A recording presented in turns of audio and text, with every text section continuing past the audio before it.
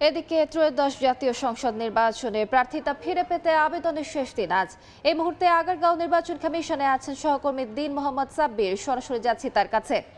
Sabbir, appeal আবেদন গ্রহণের শেষ দিনে সকাল থেকে এখন পর্যন্ত ৩৬টি আবেদন গৃহীত হয়েছে।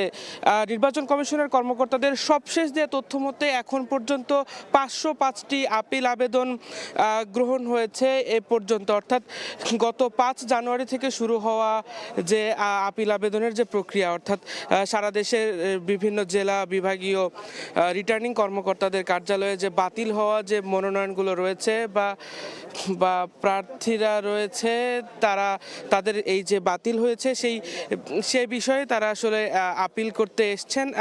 এছাড়াও আমরা একটু আপনাদের জানিয়ে রাখতে চাই যে আজ সকালে সীমানা সংক্রান্ত জটিলতার কারণে পাবনা ১ এবং পাবনা ২ আসনের নির্বাচন স্থগিত করেছে নির্বাচন কমিশন। নির্বাচন কমিশনের কর্মকর্তারা যেমনটি জানিয়েছেন যে আসলে আপিল বিভাগের সিদ্ধান্ত অনুযায়ী তারা এই দুটি নির্বাচনী আসনের নির্বাচন স্থগিত করেন এবং আমরা দেখানোর চেষ্টা করছি যে আজ যে আপিল আবেদন গ্রহণের যে শেষ দিনেও আগারগাঁওয়ের যে নির্বাচন কমিশন সচিবালয় রয়েছে সেখানে কিন্তু সারা দেশ থেকে যে ৭ শতাধিক মনোনয়ন এবং প্রার্থিতা বাতিল হয়েছিল সেই প্রার্থীরা তাদের যে সপক্ষের যে প্রমাণ যুক্তি সে সংক্রান্ত নথিপত্র নিয়ে নির্বাচন কমিশন সচিবালয়ে এসে হাজির হয়েছেন এবং সেখানে তারা কিন্তু এই যে 10টি বুথ রয়েছে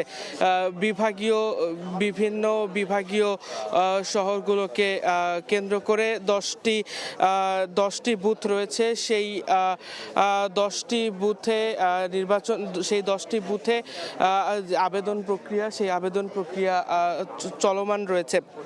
আমরা বেশ কিছু প্রার্থীদের সঙ্গে কথা বলেছিলাম। এই যে যারা আসলে এই আপিল আবেদনগুলো জমা দিচ্ছে তাদের বেশিরভাগই মূলত আসলে তাদের প্রার্থিতা বাতিলের বিষয়ে আবেদন করতে এসছেন এবং অধিকাংশেরই আসলে যে 1% যে সমর্থক সেই বিষয়ে অভিযোগ রয়েছে বলে আমরা দেখতে পেয়েছি।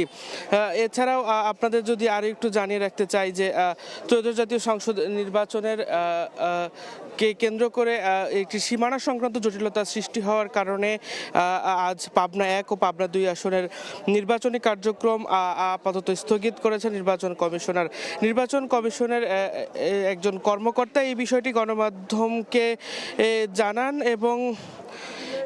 এবং বৃহস্পতিবার আসলে আদালতের আদেশ এবং নির্বাচন কমিশনের যে কর্মকর্তারা রয়েছেন তিনি আসলে পাবনা ১ এবং পাবনা ২ আসনের যে ভোট গ্রহণ নির্বাচনী কার্যক্রম স্থগিতের যে সাময়িক সিদ্ধান্ত সেই সিদ্ধান্ত নেওয়া হয়েছে। এর কারণ হিসেবে আসলে বৃহস্পতিবার আদালতের একটি নির্দেশ রয়েছিল, সেই আদালতের যে সিদ্ধান্ত সেই অনুযায়ী আসলে নির্বাচন কমিশন এই পাবনা ১ এবং পাবনা ২ আসনের ভোট গ্রহণের যে স্থগিত রাখার যে সিদ্ধান্ত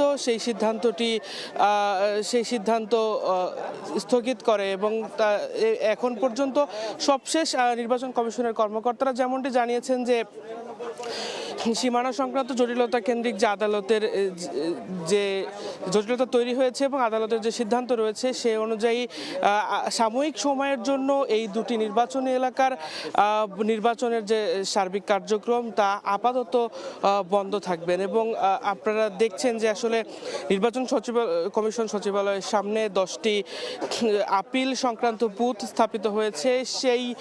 সেই বুথগুলোতে এখন পর্যন্ত সারা দেশে যে ৭ শতাধিক যে প্রার্থিতা বাতিল হয়েছে এবং মনোনয়নপত্র বাতিল হয়েছে সেই মনোনয়নপত্রের বৈধতা ফিরে পেতেই প্রার্থীরা এখন পর্যন্ত আজ শেষ দিনে এসেও ভিড় করছেন।